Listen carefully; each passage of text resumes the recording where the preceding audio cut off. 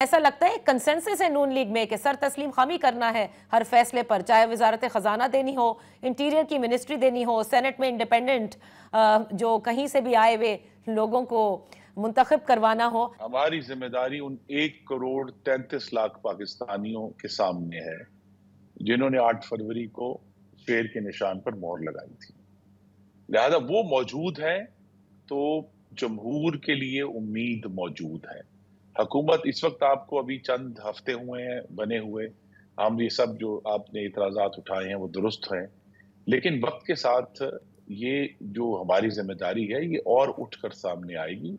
میری یہ توقع ہے کہ شہباز شریف صاحب جو یہ آنے والا سال ہے جنہوں نے بڑے ابھی غیر مقبول فیصلے کرنے ہیں، جب پاکستان میں یہ استحکام انشاءاللہ جب آئے گا، معاشی استحکام، تو پھر وہ جمہوری استحکام کی طرف، صرف حکومتی استحکام کی طرف نہیں، جمہوری استحکام کی طرف بھی قدم اٹھائیں گے، لیکن ابھی یہ کہنا قبل از وقت ہے۔ اور یہ فیصلوں کو آپ کیسے دیکھیں گے پھر؟ آپ کیا یہ استحکام کی طرف جانا ہے کہ آپ ایئر چیف کی بھی ایکسٹینشن کرتے ہیں، آپ نادرا میں بھی حاضر سروس آفیسرز لگاتے ہیں، بات جمہوریت کی جب ہوتی ہے تو پھر یہ سپیسز آپ لوگ کیسے دے رہے ہیں؟